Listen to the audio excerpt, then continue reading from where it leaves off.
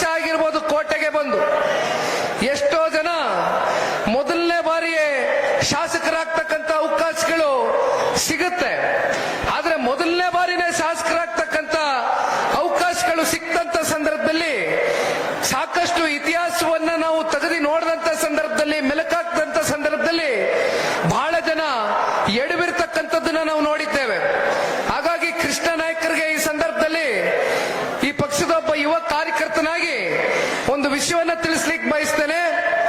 ಎಷ್ಟು ಪರೀಕ್ಷೆಗಳನ್ನ ಆ ಭಗವಂತ ಇರ್ಬೋದು ಅಥವಾ ಕ್ಷೇತ್ರದ ಜನತೆ ಇರ್ಬೋದು, ರಾಜ್ಯದ ಜನತೆ ನಮ್ಮನ್ನ ಎಷ್ಟು ಪರೀಕ್ಷೆಗೆ ದೂಡ್ತಾರೋ ಅಷ್ಟು ಬಹುಶಃ ಕಲ್ಲು ಶಿಲೆ ಆಗ್ತಕ್ಕಂಥದ್ದಕ್ಕೆ ಬಹುಶಃ ಮುಂದಿನ ದಿನಗಳಲ್ಲಿ ಆ ತಾಯಿ ಚಾಮುಂಡೇಶ್ವರಿಯ ಒಂದು ನಿರ್ಧಾರ, ಕೃಷ್ಣ ನಾಯಕರು ಇಂಥ ಒಂದು ಸರ್ಕಾರದಲ್ಲಿ ಶಾಸಕರಾಗೋದಕ್ಕಿಂತನೂ ಮುಂದೊಂದು ದಿನ NDA ಮಿತ್ರಕೂಟದ ಸರ್ಕಾರದಲ್ಲಿ ವಿಧಾನಸಭಾ ಮೆಟ್ಲತ್ತಬೇಕೇನೋ ಅಂತಕ್ಕಂಥದ್ದು ಅವ್ರ ಹಣೆನಲ್ಲಿ ಆ ತಾಯಿ ಚಾಮುಂಡೇಶ್ವರಿ ಕ್ಷೇತ್ರದ ಎಲ್ಲ ತಂದೆ ತಾಯಂದಿರುಗಳು ತಾವೆಲ್ಲರೂ ನಿರ್ಧಾರ ಮಾಡಿದ್ದೀರಾ ಅಂತಕ್ಕಂಥದನ್ನ ಈ ಸಂದರ್ಭದಲ್ಲಿ ಪಕ್ಷದ ಕಾರ್ಯಕರ್ತನಾಗಿ ನಾನು ಒಂದು ನಂಬಿಕೆಯನ್ನ ಇಟ್ಕೊಂಡಿದ್ದೇನೆ. ಕಳೆದ ವರ್ಷ ಅಂದ್ರೆ ಹೊಸ ವರ್ಷಕ್ಕೆ ಕಾಲಿಟ್ಟುಬಿಟ್ಟಿದೀವಿ. ಕಳೆದ ವರ್ಷ ಅಂದ್ರೆ ಏನು, ಒಂದು ವರ್ಷ ಆಗಿಲ್ಲ. ಬಹುಶಃ ಕೃಷ್ಣಣ್ಣ ಏನೋ ಒಂದು 6 ತಿಂಗಳು ಕಳೆದಿದೆಯೇನೋ ಅಂತ ಅನ್ಕೊಳ್ತೇನೆ. ಹುಲಿ ದಾಳಿಯ ಪ್ರಕರಣದಲ್ಲಿ ಸಾಕಷ್ಟು ತಾಲೂಕಿನ ಜನತೆ ಇವತ್ತು ತತ್ತರಿಸಿ ಹೋಗಿರ್ತಕ್ಕಂಥದ್ದನ್ನ ನಾವು ನೋಡ್ತಾ ಇದ್ದೇವೆ. ಸಾಕಷ್ಟು ಮನೆಗಳಿಗೆ ಹುಲಿ ದಾಳಿಯಾದಂತ ಸಾಕಷ್ಟು ಜನ ರೈತಾಪಿ ವರ್ಗಕ್ಕೆ ಬಹಳ ಗಂಭೀರವಾಗಿ ಗಾಯಗೊಂಡಂತ ಸಂದರ್ಭದಲ್ಲಿ ಕೃಷ್ಣ ನಾಯಕರು, ನಾನು ಪತ್ರಿಕೆಯಲ್ಲಿ ಆ ಮಾಹಿತಿಯನ್ನ ಪಡ್ಕೊಂಡು ಅವ್ರಿಗೆ ಕರೆದು ಕೂರಿಸಿ ಮಾತಾಡಿದಂತ ಸಂದರ್ಭದಲ್ಲಿ ಒಂದು ಕೃಷ್ಣ ನಾಯಕರೇ ಒಂದು ಸಮಯ ನಿಗದಿ ಮಾಡಿ ಯಾವ ರೈತ ಕುಟುಂಬಗಳಿಗೆ ಅವರ ಹೊಲ ಗದ್ದೆಗಳಲ್ಲಿ ಕೆಲಸ ಮಾಡಬೇಕಾದಂತ ಸಂದರ್ಭದಲ್ಲಿ ಆ ಪ್ರಾಣಿ ಜೊತೆಗೆ ಒಂದು ಸಂಘರ್ಷಕ್ಕೆ ಒಳಗಾದಂತ ರೈತರ ಮನೆಗಳಿಗೆ ಭೇಟಿ ಕೊಡ್ತಕ್ಕಂಥ ಒಂದು ಕಾರ್ಯಕ್ರಮವನ್ನು ನಿಗದಿ ಮಾಡಿ ನಾನು ಬರ್ತೇನೆ, ಇಡೀ ದಿನ ನಾನು ಕ್ಷೇತ್ರವನ್ನ ಪ್ರವಾಸವನ್ನ ಇಟ್ಕೊಳ್ತೇನೆ, ನನ್ನನ್ನು ಕರ್ಕೊಂಡೋಗಿ ಹೋಗೋಣ, ಜೊತೆಯಲ್ಲಿ ಸಾಂತ್ವನವನ್ನ ಹೇಳೋಣ, ಜೊತೆಯಲ್ಲಿ ಕೈಲಾದಷ್ಟು ಮಟ್ಟಿಗೆ ಕೃಷ್ಣ ನಾಯಕರು ಧನ ಸಹಾಯವನ್ನು ಮಾಡಿದ್ದಾರೆ. ಅದೇನು ದೊಡ್ಡ ವಿಚಾರ ಅಂತ ನಾನು ಹೇಳಲಿಕ್ಕಿಲ್ಲ, ಕಾರಣ ಇದು ಅವರ ಕರ್ತವ್ಯ, ನಮ್ಮೆಲ್ಲರ ಕರ್ತವ್ಯ. ಆದ್ರೆ ವಿಪರ್ಯಾಸ ಏನಪ್ಪಾ ಅಂದ್ರೆ ಬಹುಶಃ ಕಳೆದ ಒಂದು ದಶಕದಲ್ಲಿ ಇವತ್ತು ಹುಲಿ ದಾಳಿಯ ಹಾಗೂ ಆನೆ ದಾಳಿಯ ಮಾನವ ಮತ್ತೆ ವನ್ಯ ಜೀವಿಗಳ ಒಂದು ಸಂಘರ್ಷದ ಆ ಪ್ರಕರಣದಲ್ಲಿ ಹೆಚ್ಚು ಕಮ್ಮಿ ರಾಜ್ಯದಲ್ಲಿ 161 ಜನ ಬಲಿಯಾಗಿದ್ದಾರೆ. ಒಂದು ದಶಕದಲ್ಲಿ ಇದು ಅತ್ಯಂತ ಗರಿಷ್ಠ ಮಟ್ಟಕ್ಕೆ ಹೋಗಿ ತಲುಪಿದೆ ಅಂತಕ್ಕಂಥದ್ದಾದ್ರೆ ರಾಜ್ಯ ಸರ್ಕಾರದ ಅರಣ್ಯ ಮಂತ್ರಿಗಳು ಯಾವ ರೀತಿ ಅವರ ಕೆಲಸವನ್ನ ನಿರ್ವಹಣೆ ಮಾಡ್ತಾ ಇದ್ದಾರೆ ಅಂತಕ್ಕಂಥದ್ದು ಬಹುಶಃ ಇದಕ್ಕಿಂತ ದೊಡ್ಡ ಉದಾಹರಣೆ ಇನ್ನೊಂದು ಸಿಕ್ಲಿಕ್ಕಿಲ್ಲ. ಮತ್ತೊಂದು ಕಡೆ ಕಳೆದ 3 ವರ್ಷದಲ್ಲಿ ಇಡೀ ಮೈಸೂರು ಜಿಲ್ಲೆಯಾದ್ಯಂತ ಹುಲಿಗಳು ಹತ್ತತ್ರ 21 ಹುಲಿಗಳು ಇವತ್ತು ಜನ ವಾಸವಾಗಿರ್ತಕ್ಕಂಥ ಪ್ರದೇಶಗಳಲ್ಲಿ ಬಂದು ಜನರಿಗೆ ಪ್ರತಿನಿತ್ಯವೂ ಕೂಡ ಒಂದು ಆತಂಕದ ಒಂದು ಪರಿಸ್ಥಿತಿಗಳನ್ನ ನಿರ್ಮಾಣ ಆಗಿರ್ತಕ್ಕಂಥದ್ದನ್ನ ನಾವು ಇಡೀ ರಾಜ್ಯದಲ್ಲಿ ಏನ್ ನೋಡ್ತಾ ಇದ್ದೇವೆ. ಮೈಸೂರು ಜಿಲ್ಲೆ ಇರ್ಬೋದು, ಅದರಲ್ಲೂ HD ಕೋಟೆಯಲ್ಲಿ ಮೈಸೂರು ಜಿಲ್ಲೆಯಲ್ಲಿ ಸಾಕಷ್ಟು ಜನ ಇವತ್ತು 25ಕ್ಕೂ ಹೆಚ್ಚು ರೈತಾಪಿ ವರ್ಗ, ಅದರಲ್ಲಿ ಯುವಕರು ಕೂಡ 5 ಜನ ಇವತ್ತು ಈ ಒಂದು ಪ್ರಕರಣದಲ್ಲಿ ಪ್ರಾಣ ಕಳ್ಕೊಂಡಿರ್ತಕ್ಕಂಥದ್ದನ್ನ ನಾವು ನೋಡಬಹುದು.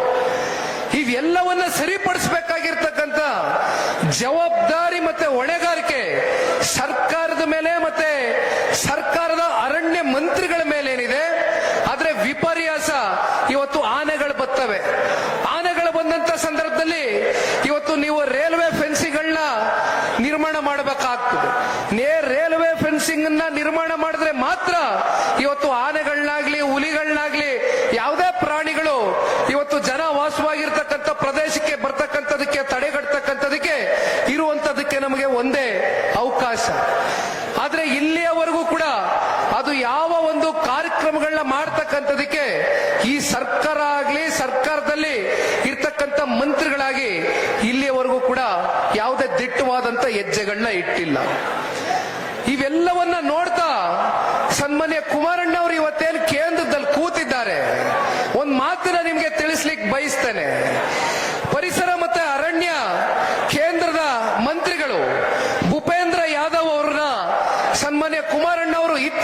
ದಿನಗಳಲ್ಲಷ್ಟೇ ಕಳೆದ ವರ್ಷ ಭೇಟಿ ಮಾಡ್ತಾರೆ. ಈ ಪ್ರಕರಣಗಳು ಯಾವಾಗ ಬಹಳ ದೊಡ್ಡ ಮಟ್ಟದಲ್ಲಿ ಬೆಳಕಿಗೆ ಬಂತು, ಆ ಸಂದರ್ಭದಲ್ಲಿ ಸನ್ಮಾನ್ಯ ಕುಮಾರಣ್ಣ ಅವರು ನಾನು ಕೇವಲ ಉಕ್ಕು ಮತ್ತೆ ಬೃಹತ್ ಕೈಗಾರಿಕೆ ಸಚಿವರು ಅಂತಕ್ಕಂಥದ್ದು ಇವತ್ತು ಅವ್ರ ಮನಸ್ಸಲ್ಲಿಟ್ಟು ಕೆಲಸ ಮಾಡ್ತಾ ಇಲ್ಲ. ನಮ್ಮ ರಾಜ್ಯದ ರೈತರಿಗೆ ಯಾವುದೇ ಒಂದು ಸಂದರ್ಭದಲ್ಲಿ ಅಥವಾ ನಮ್ಮ ರಾಜ್ಯದ ಜನತೆಗೆ, ಯಾವುದೇ ವರ್ಗದ ಜನತೆಗೆ ಸಮಸ್ಯೆ ಉಂಟಾದಂತ ಸಂದರ್ಭದಲ್ಲಿ ಕನ್ನಡ ನಾಡಿನ ಹೆಮ್ಮೆಯ ಪುತ್ರ ಸನ್ಮಾನ್ಯ ಕುಮಾರಣ್ಣ ಅವರು ಇರ್ತಾರೆ ಅಂತಕ್ಕಂಥದನ್ನ ಭೂಪೇಂದ್ರ ಯಾದವ್ ಅವ್ರನ್ನ ಭೇಟಿ ಮಾಡಿ ಹೇಗಾದ್ರೂ ಮಾಡಿ ಇದಕ್ಕೆ ಒಂದು ಶಾಶ್ವತವಾದಂತ ಒಂದು ಪರಿಹಾರವನ್ನ ಕಲ್ಪಿಸಿಕೊಡ್ಬೇಕು ಅಂತಕ್ಕಂಥ ನಿಟ್ಟಿನಲ್ಲಿ ಚರ್ಚೆಯನ್ನ ಮಾಡುವ ಮೂಲಕ ಭೂಪೇಂದ್ರ ಯಾದವ್ ಅವರು ಕೇಂದ್ರದ ಅರಣ್ಯ ಸಚಿವರೇನಿದ್ದಾರೆ ಅಧಿಕಾರಿಗಳಿಗೆ ಒಂದು ವರದಿಯನ್ನ ಕೊಡಿ ಅಂತಕ್ಕಂಥದನ್ನ ತಾಕೀತು ಮಾಡುವ ಮೂಲಕ ಇನ್ನು ಕೂಡ ಪಾರ್ಲಿಮೆಂಟ್ 3ನೇ ತಾರೀಕುವರೆಗೂ ನಡೀತಾ ಇದೆ. ಈ ಪಾರ್ಲಿಮೆಂಟ್ ಒಳಗಡೆ ಇದಕ್ಕೆ ಯಾವುದಾದ್ರೂ ರೀತಿ ಏನೊಂದು ಪರಿಹಾರವನ್ನ ಕಂಡುಕೊಡ್ತಕ್ಕಂಥದ್ದಕ್ಕೆ ಸಾಧ್ಯವೋ ಒಂದು ವರದಿಯನ್ನ ನನಗೆ ಆನ್ ಟೇಬಲ್ ತೆಗೆದುಕೊಂಡು ಬಂದು ಕೊಡಿ ಅಂತಕ್ಕಂಥ ಆದೇಶವನ್ನ ಪರಿಸರ ಮತ್ತು ಅರಣ್ಯ ಇಲಾಖೆಯ ಮಂತ್ರಿಗಳು ಭೂಪೇಂದ್ರ ಯಾದವ್ ಅವರು ಇವತ್ತು ಒಂದು ಮಾತನ್ನ ಸನ್ಮಾನ್ಯ ಕುಮಾರಣ್ಣ ಅವರಿಗೆ ಕೊಟ್ಟಿದ್ದಾರೆ. ದಯಮಾಡಿ ನಿಮ್ ಗಮನದಲ್ಲಿ ಇರಲಿ. ಜೊತೆಯಲ್ಲಿ ಇವತ್ತು ಒಂದ್ ಕಡೆ ಹುಲಿ ದಾಳಿ, ಮತ್ತೊಂದ್ ಕಡೆ ಇವತ್ತು ತಾರಕ ಜಲಾಶಯ ಏನಿದೆ ಆ ಜಲಾಶಯ ಕಾಲುವೆಗಳನ್ನ ಆಧುನೀಕರಣ ಮಾಡ್ತಕ್ಕಂಥದಕ್ಕೆ 88 ಕೋಟಿ ರೂಪಾಯಿಯಷ್ಟು ಹಣವನ್ನ ಬಿಡುಗಡೆ ಮಾಡಬೇಕು ಅಂತಕ್ಕಂಥ ಪ್ರಸ್ತಾವನೆ ಇವತ್ತು ಈ ರಾಜ್ಯ ಸರ್ಕಾರದ ಮುಂದೆ ಇಟ್ಟರೂ ಕೂಡ ರಾಜ್ಯ ಸರ್ಕಾರ ಇತ್ತೀಚಿನ ದಿನಗಳಲ್ಲಿ ಬಡ್ಜೆಟ್ ಅನ್ನ ಮಂಡಿಸ್ತಾರೆ. ಆ ಬಡ್ಜೆಟ್ ನಲ್ಲಿ 88 ಕೋಟಿ ರೂಪಾಯಿ ಇವತ್ತು ಕಾಲುವೆಗಳ ಆಧುನೀಕರಣಕ್ಕೆ ಕೊಡಬೇಕಾದಂತ ಹಣವನ್ನ ಇವತ್ತು ಕೊಡ್ಲಿಕ್ಕೆ ಸಾಧ್ಯ ಆಗಿಲ್ಲ. 136, 138, 140 ಇವತ್ತು ಬೀಗ್ತಾರೆ. ಇವತ್ತು ಕಾಂಗ್ರೆಸ್ನವರು ದೊಡ್ಡ ಮಟ್ಟದಲ್ಲಿ ಇವತ್ತು ಆಡಳಿತವನ್ನ ಮಾಡ್ತಾ ಇದ್ದೇವೆ. 140 ಸ್ಥಾನ ರಾಜ್ಯದ ಜನ ನಮಗೆ ಕೊಟ್ಟಿದ್ದಾರೆ ಅಂತಕ್ಕಂಥದ್ನ ಕೇವಲ ನೀವು ನಿಮ್ಮ ಬೆನ್ನನ್ನ ತಟ್ಕೊಳ್ತಕ್ಕಂಥದ್ದಲ್ಲ, ರಾಜ್ಯದ ಜನತೆ ನಿಮ್ಮನ್ನ ಆಶೀರ್ವಾದ ಮಾಡದಂತ ಸಂದರ್ಭದಲ್ಲಿ ಇವತ್ತು ಮೈಸೂರು ಜಿಲ್ಲೆಗೆ ಸೇರಿರ್ತಕ್ಕಂಥ ಏನಿವತ್ತು ನಮ್ಮ ಕೋಟೆ ತಾಲೂಕಿದೆ, ಮಾನ್ಯ ಮುಖ್ಯಮಂತ್ರಿಗಳು ಪ್ರತಿನಿಧಿಸ್ತಾ ಇರ್ತಕ್ಕಂಥ ಜಿಲ್ಲೆ, ಇಂಥ ಒಂದು ಜಿಲ್ಲೆಯಲ್ಲಿ ಇಂಥ ಘಟನೆಗಳು ದುರ್ಘಟನೆಗಳು ನಡಿಬೇಕಾದಂತ ಸಂದರ್ಭದಲ್ಲಿ ಮುಖ್ಯಮಂತ್ರಿಗಳು ಕಣ್ಣು ಮುಚ್ಕೊಂಡು ಕೂತಿದ್ದಾರೆ. ಇದಕ್ಕೆ ಇನ್ನೊಂದು ವಿಪರ್ಯಾಸ ಏನಪ್ಪಾ ಅಂದ್ರೆ ಇತ್ತೀಚಿನ ದಿನಗಳಲ್ಲಿ ತಾವೆಲ್ಲ ಪತ್ರಿಕೆಗಳಲ್ಲಿ ಓದಿದಿರಿ ಅಂತ ನಾನು ಅನ್ಕೊಂಡಿದ್ದೀನಿ. ಕೇರಳದಲ್ಲಿ ಒಂದು ಭೂಕುಸಿತ ಆಗುತ್ತೆ. ಭೂಕುಸಿತ ಆಗಿ ಸಾಕಷ್ಟು ಜನ ಪಾಪ ಅಲ್ಲಿ ಜನರ ಜೀವನ ಅಸ್ತವ್ಯಸ್ತ ಆಗದಂತದ್ದನ್ನ ನಾವು ನೋಡಿದ್ದೇವೆ. ಅವ್ರ ಮೇಲೆ ನಮಗೆ ಅನುಕಂಪ ಇದೆ. ಆದ್ರೆ ಇಲ್ಲಿ ಜನಕ್ಕೆ ನೀವು ಪರಿಹಾರವನ್ನ ಘೋಷಣೆ ಮಾಡಿದಿರಾ. ಅಲ್ಲೆಲ್ಲೋ ಅತಿವೃಷ್ಟಿಯಾಗಿ ಬೀದರ್ನಲ್ಲಿ, ಯಾದಗಿರಿನಲ್ಲಿ, ಕಲಬುರಗಿನಲ್ಲಿ ರೈತರು ಬೀದಿಗೆ ಬರ್ತಾರೆ. ಅಂತ ರೈತರ ಬಗ್ಗೆ ನಿಮ್ಗೆ ಕಾಳಜಿ ಇಲ್ಲ, ಅಂತ ರೈತರ ಬಗ್ಗೆ ನಿಮ್ಗೆ ಚಿಂತೆ ಇಲ್ಲ. ಪರಿಹಾರ ಘೋಷಣೆ ಮಾಡೋದು ಬಿಟ್ಟು ಅಲ್ಲಿ ಅಥವಾ ಇಲ್ಲಿ ಹುಲಿ ದಾಳಿ ಪ್ರಕರಣದಲ್ಲಿ ಇವತ್ಯಾರು ಪಾಪ ನಮ್ಮ ರೈತಾಪಿ ವರ್ಗಕ್ಕೆ ಹೊಲಗದ್ದೆಗಳಲ್ಲಿ ಕೆಲಸ ಮಾಡ್ತಕ್ಕಂಥ ಅಮಾಯಕರಿಗೆ ಹುಲಿ ದಾಳಿ ಮಾಡಿ ಆ ಗಾಯ ಆಗಿರ್ತಕ್ಕಂಥ ಅವೆಲ್ಲ ನೋಡ್ಬಿಟ್ರೆ ಕಣ್ಣಾರೆ ನಿಜಕ್ಕೂ ಮನುಷ್ಯತ್ವ ಅಂತಕ್ಕಂಥವ್ರು ಇರ್ತಕ್ಕಂಥವ್ರು ಯಾರೇ ಆ ಕುರ್ಚಿಯಲ್ಲಿ ಕೂತಿದ್ರು ಕೂಡ ದೊಡ್ಡ ಮಟ್ಟದಲ್ಲಿ ಪರಿಹಾರವನ್ನ ಕೊಡಬೇಕಾಗಿತ್ತು. ಮತ್ತೆ ಮುಂದೊಂದು ದಿನ ಇಂಥ ಘಟನೆಗಳಾಗದೇ ಇರತಕ್ಕಂಥ ನಿಟ್ಟಿನಲ್ಲಿ ಮಾನ್ಯ ಮುಖ್ಯಮಂತ್ರಿಗಳು ಹೆಜ್ಜೆ ಇಡಬೇಕಾಗಿತ್ತು. ಆದ್ರೆ ವಿಪರ್ಯಾಸ, ಕೇರಳದಲ್ಲಾದಂತ ಭೂಕುಸಿತಕ್ಕೆ 10 ಕೋಟಿ ರೂಪಾಯಿ ಘೋಷಣೆ ಮಾಡಿದ್ದಾರೆ ಮಾನ್ಯ ಮುಖ್ಯಮಂತ್ರಿಗಳು. ಎಷ್ಟು? 10 ಕೋಟಿ ರೂಪಾಯಿ. ಅದೇ ನಮ್ಮ ರಾಜ್ಯಕ್ಕೆ ಒಂದು ಪಿಡುಗಾಸಿಲ್ಲ. ರೈತರ ಕಷ್ಟ ಅಲ್ಲವ್ರೆ, 3,000ಕ್ಕೂ ಹೆಚ್ಚು ರೈತರು ಆತ್ಮಹತ್ಯೆ ಮಾಡ್ಕೊಂಡವ್ರೆ. 1 ರೂಪಾಯಿ ಕೊಡಕ್ಕೆ ಈ ಸರ್ಕಾರದ ಹತ್ರ ದುಡ್ಡಿಲ್ಲ ಅಂತಾರೆ. ಇನ್ನೊಂದ್ ಕಡೆ ಗಂಗಾ ಕಲ್ಯಾಣ ಯೋಜನೆ, ನಿಮ್ಮ ಬೋರ್ವೆಲ್ಗಳು ಕೊರೆಸ್ತಕ್ಕಂಥದಕ್ಕೆ ಗಂಗಾ ಕಲ್ಯಾಣ ಯೋಜನೆ ಅಡಿ ಇವತ್ತು ಬಹಳ ಜನ ಇವತ್ತು ಬಂದು ನಿಂತಿದ್ದೇನೆ. ಇವತ್ತು ಈ ಕ್ಷೇತ್ರದಲ್ಲಿ ಇರ್ತಕ್ಕಂಥವ್ರು ಎಲ್ಲ ಸರ್ವ ಜನಾಂಗವೂ ಕೂಡ ಈ ಕ್ಷೇತ್ರದಲ್ಲಿ ನೆಲೆಸಿದ್ದೀರಿ. ಅದರಲ್ಲೂ ವಿಶೇಷವಾಗಿ ಪರಿಶಿಷ್ಟ ಜಾತಿ, ಪರಿಶಿಷ್ಟ ವರ್ಗದ ಜನತೆ ಅತಿ ಹೆಚ್ಚು ಕೋಟೆ ಕ್ಷೇತ್ರದಲ್ಲಿ ಇರ್ತಕ್ಕಂಥದ್ದು ನಮ್ಮೆಲ್ಲರಿಗೂ ಗೊತ್ತಿರ್ತಕ್ಕಂಥ ವಿಚಾರ. ಆದ್ರೆ ಯಾವ ಒಬ್ಬ ದಲಿತ ರೈತನಿಗೆ ಗಂಗಾ ಕಲ್ಯಾಣ ಯೋಜನೆ ಅಡಿ ಸರ್ಕಾರದ ಕಡೆಯಿಂದ ಬೋರ್ವೆಲ್ಗಳನ್ನ ಕೊಡಬೇಕಾಗಿತ್ತು. ಯಾವ ಬೋರ್ವೆಲ್ಗಳು ಇವತ್ತು ಇಡೀ ರಾಜ್ಯದಲ್ಲಿ ಈ ಸರ್ಕಾರಗಳ ಕೈಲಿ ಕೊಡ್ಲಿಕ್ಕೆ ಆಗ್ತಾ ಇಲ್ಲ.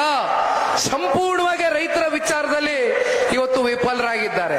ಮತ್ತೊಂದು ಕಡೆ ಟಿಸಿಗಳು ಸುಟ್ಟೋಗದೆ ಆ ಟಿಸಿಗಳ ಕನೆಕ್ಷನ್ ಕೊಡಿಸ್ತಕ್ಕಂಥದಕ್ಕೆ ಸನ್ಮಾನ್ಯ ಕುಮಾರಣ್ಣ ಅವರ ಕಾಲದಲ್ಲಿ ಕೇವಲ 15,000 ರೂಪಾಯಿ ಒಂದು ಟಿಸಿ ಕನೆಕ್ಷನ್ಗೆ, ಕೇವಲ 15,000. ಇವತ್ತು ಎಷ್ಟು ಹೋಗದಪ್ಪ ಟಿಸಿ ಕನೆಕ್ಷನ್? 3 ಲಕ್ಷ ರೂಪಾಯಿ ಒಂದು ಟಿಸಿ ಕನೆಕ್ಷನ್, 3 ಲಕ್ಷ ರೂಪಾಯಿ. ರೈತ 3 ಲಕ್ಷ ರೂಪಾಯಿ ಕೊಟ್ಟು ಟಿಸಿ ಕನೆಕ್ಷನ್ ಹಾಕಿ ಆ ಬೆಳೆ ಬೆಳೆದು ಕೊನೆಗೆ ಮಳೆ ಧಾರಾಕಾರವಾಗಿ ಸುರಿದೋ ಅಥವಾ ಮಳೆನೇ ಆಗದಿರ ಅತಿವೃಷ್ಟಿನೋ ಅನಾವೃಷ್ಟಿನೋ ಕಾಣ್ತಕ್ಕಂತ ರೈತನ ಬಾಳನ್ನ ಎಷ್ಟರ ಮಟ್ಟಿಗೆ ಈ ಸರ್ಕಾರ ನಿಮ್ ಜೊತೆಯಲ್ಲಿದ್ದೀನಿ ಅಂತಕ್ಕಂಥ ಆತ್ಮವಿಶ್ವಾಸವನ್ನ ಮೂಡಿಸಿದ್ದಾರೆ. ಎಷ್ಟು ಸಲ ಕಳೆದ 3 ವರ್ಷದಲ್ಲಿ ರೈತರಿಗೆ ಆಗಿರ್ತಕ್ಕಂಥ ಅನ್ಯಾಯದ ಅರ್ಥಕೊಂಡು ಇವತ್ತು ಈ ರಾಜ್ಯ ಸರ್ಕಾರ ನಡ್ಕೊಂಡಿದ್ದಾರೆ, ರೈತರ ಜೊತೆಲಿ ನಾವಿದ್ದೇವೆ ಅಂತಕ್ಕಂಥದ್ದು. ಇವೆಲ್ಲ ಬಹುಶಃ ಇವತ್ತು ಹೇಳ್ತಾ ಹೋದ್ರೆ ಬಹಳ ಹಲವಾರು ವಿಚಾರಗಳಿದೆ ನಮ್ಮ ಕಣ್ಮುಂದೆ. ಇವತ್ತು ನಾನು ಹೇಳ್ತಕ್ಕಂಥದ್ದು ಇಷ್ಟೇ ಅಣ್ಣ, ಇವತ್ತು ಸಮಯ ಬಹಳ 3 ಗಂಟೆ ಆಗೋಯ್ತು. ಯಾಕೆಂದ್ರೆ ಜಿಲ್ಲೆಯಿಂದ ಬಹಳ ಜನ ಸಚಿವರು, ಮಾಜಿ ಸಚಿವರು ಮಾನ್ಯ ಸಾರಾ ಮಹೇಶ್ ಅಣ್ಣ ಅವರು ಬಂದಿದ್ದಾರೆ. ಅವರು ಕೂಡ ಹೆಚ್ಚು ಮಾತಾಡೋದಕ್ಕೆ ಸಮಯ ಆಗಲಿಲ್ಲ. ಮತ್ತೆ ಹುಣಸೂರು ವಿಧಾನಸಭಾ ಕ್ಷೇತ್ರದ ಶಾಸಕರು ನನ್ನ ಆತ್ಮೀಯ ಗೆಳೆಯ ಹರೀಶ್ ಗೌಡರು ಬಂದಿದ್ದಾರೆ. ಅವರು ಕೂಡ ಹೆಚ್ಚಾಗಿ ಮಾತಾಡ್ಲಿಕ್ಕೆ ಆಗ್ಲಿಲ್ಲ. ಮತ್ತೆ ಇತ್ತೀಚೆಗೆ ನೂತನವಾಗಿ ಜಿಲ್ಲಾಧ್ಯಕ್ಷರಾಗಿ ನೇಮಕಾತಿಯಾಗಿರ್ತಕ್ಕಂಥ ಟಿ ನರಸೀಪುರ ಕ್ಷೇತ್ರದ ನಿಕಟಪೂರ್ವ ಶಾಸಕರು ಬಂದಿದ್ದಾರೆ, ಅಶ್ವಿನ್ ರವರು.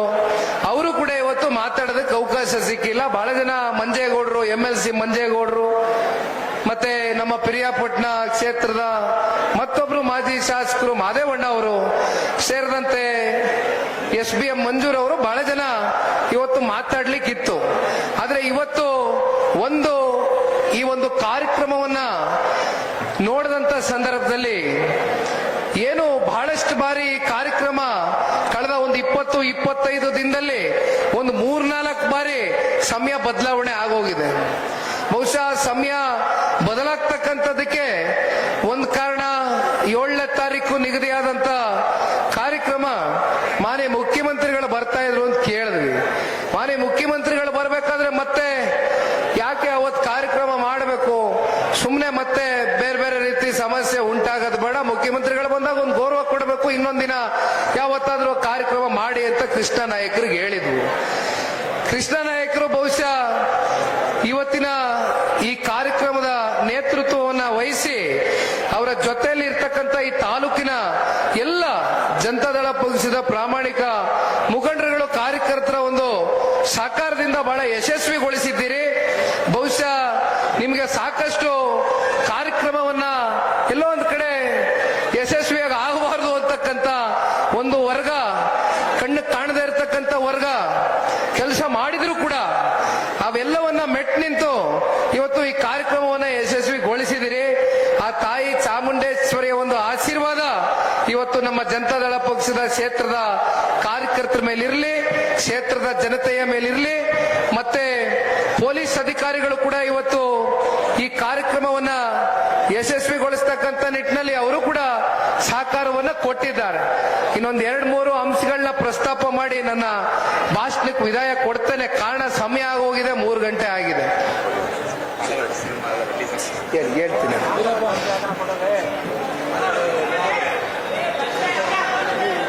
ಇವತ್ತು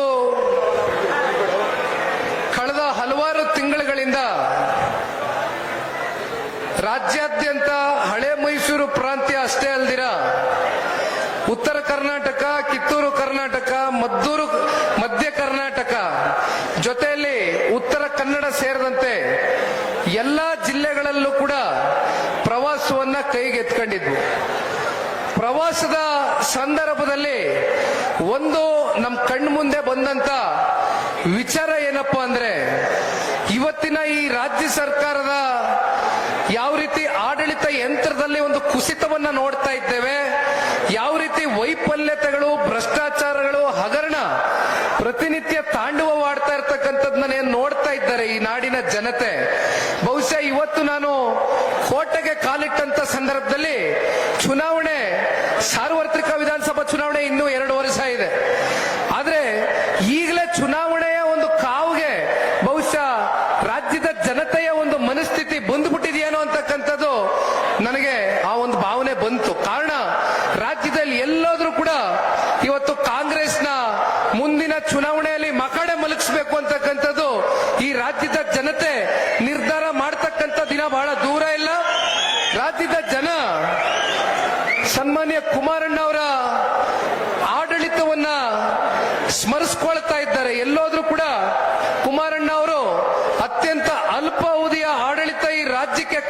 ಕೂಡ ಆ 20 ತಿಂಗಳು ಮತ್ತೆ 14 ತಿಂಗಳ ಆಡಳಿತ ಅವಧಿ ಬಹುಶಃ ಕರ್ನಾಟಕ ರಾಜ್ಯ ಕಂಡಂತ ಒಂದು ಸುವರ್ಣ ಯುಗ ಅಂತಕ್ಕಂಥದ್ದು ನಾಡಿನ ಜನತೆ ಇವತ್ತು ಎಲ್ಲಿ ಹೋದ್ರೂ ಕೂಡ ಚರ್ಚೆ ಮಾಡ್ತಾ ಇದ್ದಾರೆ. ಅದರಲ್ಲೂ ರೈತಾಪಿ ವರ್ಗ ಇರ್ಬೋದು, ಯುವಕರ ಬಗ್ಗೆ ಇವತ್ತು ನಾನು ಹೇಳಲೇಬೇಕಾಗ್ತದೆ. ವಿದ್ಯಾಸರಿಯ ಒಂದು ಯೋಜನೆ ಏನಿದೆ ಅದರ ಮೂಲಕ ಸ್ಕಾಲರ್ಶಿಪ್ಗಳು ಇವತ್ತು ನಮ್ಮ ಬಡ ಮಕ್ಕಳಿಗೆ, ಪರಿಶಿಷ್ಟ ಜಾತಿಯ ಪರಿಶಿಷ್ಟ ವರ್ಗದ ಮಕ್ಕಳುಗಳಿಗೆ ಸ್ಕಾಲರ್ಶಿಪ್ ಏನ್ ಸಿಗಬೇಕಾಗಿದೆ ಸಮಯಕ್ಕೆ ತಕ್ಕಂತೆ ಆ ಸ್ಕಾಲರ್ಶಿಪ್ಗಳು ಸಿಗ್ತಾ ಇಲ್ಲ. ಇನ್ನೊಂದು ಕಡೆ ಕೃಷ್ಣ ನಾಯಕರು ಬಹುಶಃ ಮಾತಾಡಬೇಕಾದ್ರೆ ಹೇಳ್ತಾ ಇದ್ರು, ಬಹುಶಃ ಅವರು ಅಂಕಿಅಂಶಗಳು ಇನ್ನೂ ಕೂಡ ಅವ್ರು ಅಪ್ಡೇಟ್ ಆಗಿಲ್ಲ ಅನ್ಕೋತೀನಿ. ಅದು ಕಳೆದ ವರ್ಷದ SCP TSP ಯ ಒಂದು 38ರಿಂದ 39 ಸಾವಿರ ಕೋಟಿ ಬೇರೆ ಬೇರೆ ಕಡೆ ವರ್ಗಾವಣೆಯನ್ನ ಮಾಡ್ಕೊಂಡಿರ್ತಕ್ಕಂಥದ್ದು ನಾವು ಏನ್ ನೋಡಿದ್ದೇವೆ. ಈ ವರ್ಷ ಸರಿಸುಮಾರು 53 ಸಾವಿರ ಕೋಟಿ SCP TSP ಹಣ ದಲಿತ ಕೇರಿ ಅಭಿವೃದ್ಧಿಗಳಿಗೆ ಇಟ್ಟಿರ್ತಕ್ಕಂಥ ಹಣವನ್ನ ಸಂಪೂರ್ಣ ದುರ್ಬಳಕೆಯನ್ನ ಮಾಡ್ಕೊಂಡಿರ್ತಕ್ಕಂಥದ್ದು ಬಹುಶಃ ಈ ರಾಜ್ಯ ಸರ್ಕಾರ ಇರಬಹುದು, ರಾಜ್ಯದ ಮಾನ್ಯ ಮುಖ್ಯಮಂತ್ರಿಗಳು ಮಾತೆತ್ತಿದ್ರೆ ನಾನು ಅಹಿಂದ ನಾಯಕ, ನಾನು ಸಮಾಜವಾದಿ ಅಂತಕ್ಕಂಥದ್ನ ಏನ್ ಮಾತನಾಡ್ತಾರೆ, ಬಹುಶಃ ಎಲ್ಲಾ ಸಮಾಜಗಳನ್ನು, ಎಲ್ಲ ಧರ್ಮದವ್ರನ್ನು, ಎಲ್ಲ ಜಾತಿ ಜನಾಂಗದವ್ರನ್ನು ಮೇಲೆತ್ತತಕ್ಕಂಥ ಒಂದು ಕಾರ್ಯಕ್ರಮವೂ ಕೂಡ ರಾಜ್ಯ ಸರ್ಕಾರ ಕಳೆದ 3 ವರ್ಷದಲ್ಲಿ ಕೊಡ್ತಕ್ಕಂಥದ್ರಲ್ಲಿ ಸಂಪೂರ್ಣವಾಗಿ ವಿಫಲರಾಗಿದ್ದಾರೆ ಅಂತಕ್ಕಂಥದ್ನ ಹೇಳಿದ್ರೆ ಬಹುಶಃ ತಪ್ಪಾಗ್ಲಿಕ್ಕಿಲ್ಲ. ಇಂಥ ಅನೇಕ ವಿಚಾರಗಳು ಇವತ್ತು ನಮ್ಮ ಕಣ್ಮುಂದೆ ಇದೆ. ನಾನು ತಮ್ಮೆಲ್ಲರಲ್ಲೂ ಕೇಳ್ಕೊಳ್ತಕ್ಕಂಥದ್ದಿಷ್ಟೇ, ಮುಂದೊಂದು ದಿನ 2028ರ ವಿಧಾನಸಭಾ ಚುನಾವಣೆ ಬಹಳ ದೂರ ಇದೆ, ಇನ್ನು 2 ವರ್ಷ ಸಮಯ ಇದೆ. ಅದಕ್ಕಿಂತ ಮುಂಚೆ ಜಿಲ್ಲಾ ಪಂಚಾಯಿತಿ, ತಾಲೂಕು ಪಂಚಾಯಿತಿ, ಪಟ್ಟಣ ಪಂಚಾಯಿತಿ, ಪುರಸಭೆ, ನಗರಸಭೆ ಚುನಾವಣೆಗಳು ನಮ್ಮ ಕಾರ್ಯಕರ್ತರುಗಳು ನೀವು ಎದುರು ನೋಡ್ತಾ ಇದ್ದೀರಿ. ಇಂಥ ಚುನಾವಣೆಗಳಲ್ಲಿ ನಿಮ್ಮ ಜೊತೆ ಪಕ್ಷದ ರಾಜ್ಯ ಮಟ್ಟದ ಮುಖಂಡರಿರ್ಬೋದು, ಜಿಲ್ಲಾ ಮಟ್ಟದ ಮುಖಂಡರಿರ್ಬೋದು, ಅಥವಾ ತಾಲೂಕಿನ ಅಭ್ಯರ್ಥಿಯ ನೇತೃತ್ವದಲ್ಲಿ ಜೊತೆಗೂಡಿ ಇರತಕ್ಕಂಥ ಮುಖಂಡರುಗಳಿರ್ಬೋದು, ಇವತ್ತು ನಿಮಗೆ ಅಧಿಕಾರವನ್ನು ಕೊಡಿಸ್ತಕ್ಕಂಥ ನಿಟ್ಟಿನಲ್ಲಿ ಜಿಲ್ಲಾ ಪಂಚಾಯಿತಿ, ತಾಲೂಕು ಪಂಚಾಯಿತಿ ಚುನಾವಣೆಗಳಲ್ಲಿ ಯಾವುದೇ ಸ್ಥಳೀಯ ಚುನಾವಣೆಗಳು ಬರಲಿ, ನಿಮಗೆ ಆತ್ಮವಿಶ್ವಾಸವನ್ನ ತುಂಬಿಸಿ ನಿಮಗೆ ಒಂದು ಗೆಲುವಿನ ಹಾದಿಯನ್ನ ಸುಲಭವಾಗಿ ಮುಟ್ತಕ್ಕಂಥದಕ್ಕೆ ನಾವೆಲ್ಲರೂ ಕೂಡ ನಿಮ್ಮ ಜೊತೆಯಲ್ಲಿರ್ತೇವೆ. ಒಟ್ಟಾರೆಯಾಗಿ ಈ ಸ್ಥಳೀಯ ಚುನಾವಣೆಗಳು ಮುಕ್ತಾಯ ಆದ ನಂತರ ವಿಧಾನಸಭಾ ಸಾರ್ವತ್ರಿಕ ಚುನಾವಣೆಯನ್ನ ಎದುರು ನೋಡ್ತಾ ಇದ್ದೇವೆ. ಬಹುಶಃ ನಿಮ್ಮೆಲ್ಲರಲ್ಲೂ ಒಂದು ಭಾವನೆ ಇದೆ, ಸನ್ಮಾನ್ಯ ಕುಮಾರಣ್ಣ ಅವರು ಇವತ್ತು ಕೇಂದ್ರದಲ್ಲಿ ಉಕ್ಕು ಮತ್ತೆ ಬೃಹತ್ ಕೈಗಾರಿಕೆ ಸಚಿವರಾಗಿ ಕೆಲಸ ಮಾಡ್ತಾ ಇದ್ದಾರೆ. ಬಹುಶಃ ಅವರ ಕಾರ್ಯವೈಖರಿಯನ್ನ ದೇಶದ ಗೌರವಾನ್ವಿತ ಪ್ರಧಾನಮಂತ್ರಿಗಳು ಮಾನ್ಯ ನರೇಂದ್ರ ಮೋದಿಜಿರವರು ಬಹಳ ಮೆಚ್ಕೊಂಡಿರ್ತಕ್ಕಂಥದ್ದನ್ನ ಬಹುಶಃ ಈ ಸಂದರ್ಭದಲ್ಲಿ ನಾನು ನಿಮ್ಮ ಮುಂದೆ ಹೇಳಬೇಕಾಗ್ತದೆ. ಅವರು ತಗೊಂಡಿರ್ತಕ್ಕಂಥ ಅನೇಕ ನಿರ್ಣಯಗಳು ಅತ್ಯಂತ ಐತಿಹಾಸಿಕವಾದಂತ ನಿರ್ಣಯಗಳು. ಬಹಳ ಜನ ಹೇಳ್ತಾರೆ ಕುಮಾರಣ್ಣ ಅವರು ಒಂದು ಇಂಡಸ್ಟ್ರಿಯನ್ನ ತಗೋಬರ್ಬೋದು, ಅನೇಕ ಜಿಲ್ಲೆಗಳಿಗೆ ಇಂಡಸ್ಟ್ರಿಯನ್ನ ಕೊಡಬಹುದು, ಅದರ ಮೂಲಕ ಉದ್ಯೋಗ ಸೃಷ್ಟಿಯಾಗತ್ತೆ ಅಂತ. ಆದ್ರೆ ಮತ್ತೆ ಅಲ್ಲಿಯೂ ಕೂಡ ರಾಜಕಾರಣವನ್ನ ಬೆರೆಸ್ತಕ್ಕಂಥ ಕೆಲಸ ಈ ರಾಜ್ಯ ಸರ್ಕಾರ ಮಾಡ್ತಾ ಇದ್ದಾರೆ. ಇವತ್ತು ಒಂದು ಇಂಡಸ್ಟ್ರಿಯನ್ನ ತಗೊಂಡ್ ಬರ್ಬೇಕು ಅಂತಕ್ಕಂಥದ್ದಾದ್ರೆ ಆ ಇಂಡಸ್ಟ್ರಿ ಅವರಿಗೆ ಕೊಡಬೇಕಾಗಿರ್ತಕ್ಕಂಥದ್ದು ಒಂದು ಭೂಮಿ, ಇನ್ನೊಂದು ನೀರು, ಇನ್ನೊಂದು ಕರೆಂಟು. ಈ ಮೂರು ಕೂಡ ಇವತ್ತು ಈ ರಾಜ್ಯ ಸರ್ಕಾರ ಕೊಡ್ತಕ್ಕಂಥದಕ್ಕೆ ಹಿಂದೇಟಾಗ್ತಾ ಇದೆ. ಅಂದ್ರೆ ಎಲ್ಲೋ ಒಂದ್ ಕಡೆ ಇವತ್ತು ಕುಮಾರಣ್ಣ ಏನಾದ್ರೂ ಇಂಡಸ್ಟ್ರಿಗಳು ಈ ರಾಜ್ಯಕ್ಕೆ ತಗೊಂಡು ಬಂದು ಒಂದಷ್ಟು ಜನ ಯುವಕರಿಗೆ ಕೈ ತುಂಬಾ ಕೆಲಸ ಆಗೋಯ್ತು ಅಂತಕ್ಕಂಥದ್ದಾದ್ರೆ ಎಲ್ಲೋ ಒಂದ್ ಕಡೆ ಕುಮಾರಣ್ಣನ್ಗೆ ಆ ಒಂದು ಕ್ರೆಡಿಟ್ ಸಲ್ಬಿಡುತ್ತೆ ಅಂತಕ್ಕಂಥ ಆತಂಕದಿಂದ ಇವತ್ತು ಈ ರಾಜ್ಯ ಸರ್ಕಾರ ಇವ್ಯಾವು ಕೂಡ ಮಾಡ್ಲಿಕ್ಕೆ ಬಿಡ್ತಾ ಇಲ್ಲ. ಆದ್ರೆ ಅವರ ಒಂದು ಪರಿಮಿತಿಯಲ್ಲಿ, ಅವರ ಒಂದು ಚೌಕಟ್ಟಿನಲ್ಲಿ ಇವತ್ತು ಯಾವ ರೀತಿ ಕೆಲಸ ಮಾಡಬಹುದು ಆ ರೀತಿ ಸನ್ಮಾನ್ಯ ಕುಮಾರಣ್ಣ ಅವರು ಬಹುಶಃ ವೈಜಾಗ್ನ RINL ಸ್ಟೀಲ್ ಪ್ಲಾಂಟ್ ಏನಿದೆ ಹತ್ತತ್ರ 30,000ಕ್ಕೂ ಹೆಚ್ಚು ಕುಟುಂಬಗಳು ಆ ಸ್ಟೀಲ್ ಪ್ಲಾಂಟ್ ಸಂಪೂರ್ಣವಾಗಿ ಮುಚ್ಚೋಗಿತ್ತು. ಅದಕ್ಕೆ ಮತ್ತೊಮ್ಮೆ ಮರುಜೀವ ಕೊಡ್ತಕ್ಕಂಥದಕ್ಕೆ ನಿರ್ಮಲಾ ಸೀತಾರಾಮನ್ ರವರು ಹಣಕಾಸಿನ ಸಚಿವರು ಮೇಡಮ್ ಅವ್ರ ಜೊತೆನಲ್ಲಿ ಕೂತ್ಕೊಂಡು ಚರ್ಚೆ ಮಾಡಿ 11,500 ಕೋಟಿಯಷ್ಟು ಹಣವನ್ನ ಹೂಡಿಕೆ ಮಾಡಿ ವೈಜಾಗ್ನ ಸ್ಟೀಲ್ ಪ್ಲಾಂಟ್ ನ ಇವತ್ತು ತೆರಿತಕ್ಕಂಥದಕ್ಕೆ 30,000ಕ್ಕೂ ಹೆಚ್ಚು ಅಲ್ಲಿರ್ತಕ್ಕಂಥ ಕುಟುಂಬ